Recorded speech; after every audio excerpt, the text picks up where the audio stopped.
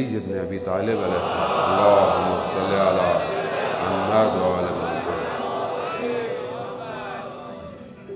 مولا جب ایک نامے میں نہج البلاغہ کے ہمدان کے گورنر کو طرف جب اشارہ کرتے ہیں تو مولا کیا کہتے ہیں کہ موت کی تمنا مت کرو جب تک تمہیں وثوق نہ ہو، شرط واثق نہ ہو۔ یعنی کیا؟ آیت اللہ مکارم شرازی فرماتے ہیں یعنی شرط واثق یعنی تمہیں اطمینان نہ ہو کہ تم اب صحیح جا رہے ہو، نہ کرو تمنا۔ وہ عالم بہت اندھیرا ہے، وہ عالم جو قبر کا عالم ہے ہمیں نہیں پتا۔ ہم باہر وہ آج کل وہ سولر لگا دیتے ہیں، اچھی بات ہے، قبر ہم روشن کرتے ہیں اپنے مرحومین کی، لیکن اندر کتنی روشنی ہے؟ اس اندر کی روشنی کے لیے میں کیا کر رہا ہوں اپنے مرحومین کے لیے؟ کیا چیز ہے اندر؟ کیا جائے گا اندر؟ آپ کا سولر تھوڑی جائے گی روشنی، یا آپ اندر کوئی اور جو ہے وہ لگا دیں گے، نہ، اندر کون سی چیز ہے جو اس کی قبر کو روشن کرے گی؟ میں کتنی فکر میں ہوں اپنے ماں باپ کی قبر کی، اپنے بہن بھائی رشتہ دار جو بھی ہے اس کی قبر کی کتنی فکر میں ہوں کہ میں اس کی قبر کو روشن کروں اندر سے۔ عزیزان محترم، مرحلہ بہت سخت ہے، آسان نہیں ہے۔ ہم لوگ بہت ریلیکس ہیں اصل میں، اچھا ہمیں ممبر سے ویسے اتنا ریلیکس کر دیا گیا ہے کہ ہم بہت ریلیکس ہو گئے۔ جہاں خطبے نہج البلاغہ کے، جہاں میرا مولا قبرستان سے گزر رہا ہے تو مردوں کو خطاب کر رہا ہے، خدا کے لیے پڑھیں جا کر مولا کس طرح مردوں کو خطاب کر رہا ہے۔ جہاں اتنی روایات جو ہیں وہ عالم برزخ کی موجود ہوں، وہاں مومن برزخ سے غافل ہو۔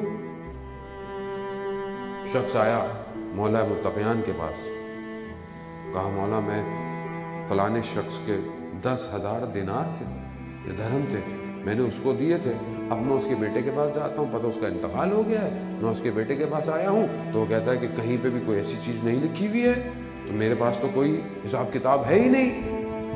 کہا مولا مجھے شدید ضرورت ہے پیسوں کی۔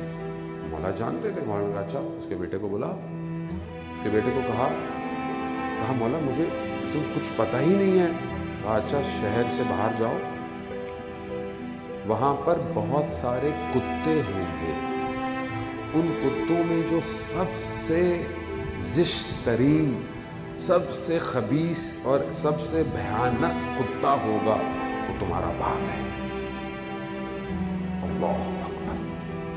یعنی کیا؟ یعنی اس ایک واقعے میں امام کیا کہنا ہے؟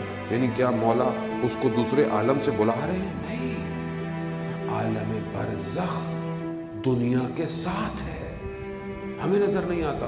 مولا اس کے بیٹے سے حجاب ہٹا رہے ہیں آنکھوں کا کہ دیکھ لے عالم برزخ میں باپ کس حالت میں ہے۔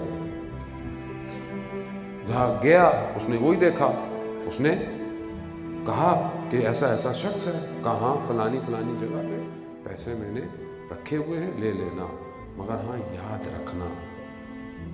کہا حق کا راستہ علی کا راستہ ہے، حق کا راستہ، ہم اس کے مقابلے میں آئے تو ہماری یہ حالت ہو گئی ہے، اس راستے کو نہیں چھوڑنا۔ خوب یہ کون بتائے؟ خوب دنیا میں شاید انسان نہیں سمجھ پائے ولایت علی ابن ابی طالب، مگر اس عالم میں اصل سے ہے یہی ولایت۔ جو اس در سے جڑا ہے اسی کے پاس تو ہے خزانہ، اور کس کے پاس ہے خزانہ؟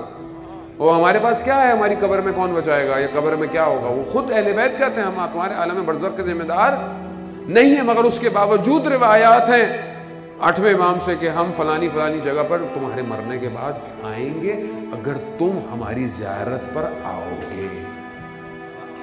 یعنی کیا؟ یعنی خود بہت مشہور واقعہ ہے آیت اللہ حائری جزی جنہوں نے حوزہ علمیہ قم کی تاسیس کی، ان کا جب انتقال ہوا دوسرے عالم دین کے خواب میں آئے، وہ بیان کیا ہوا؟ کہا جب میں دنیا سے گیا تو مجھے دفنایا، میں نے دیکھا لوگ چلے گئے، میں اپنے آپ کو دیکھ رہا ہوں، ایسے میں نے دیکھا کہ 2 آگ کے گولے آ رہے ہیں، آگ میرے قریب آ رہی ہے، خوف ہے کہ میں ہلاک نہ ہو جاؤں۔ میں نے دیکھا نور آ رہا ہے، نور جیسے ہی میرے قریب آتا گیا آگ مجھ سے دور ہو گئی، میں نے اس نور کا شکریہ ادا کیا. میں نے کہا آپ کون ہیں؟ اگر آپ نہ آتے تو میں ہلاک ہو جاتا.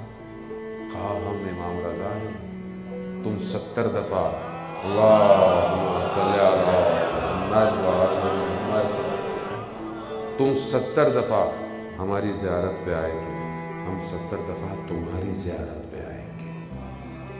عزیزان محترم، اعمال کھوکھلے ہیں. مطلب میں اپنے آپ کو نہیں جسارت کہہ سکتا. میرا عمل خالی ہے، کچھ نہیں ہے میرے پاس. کون سا در ہے؟ یہی در ہے.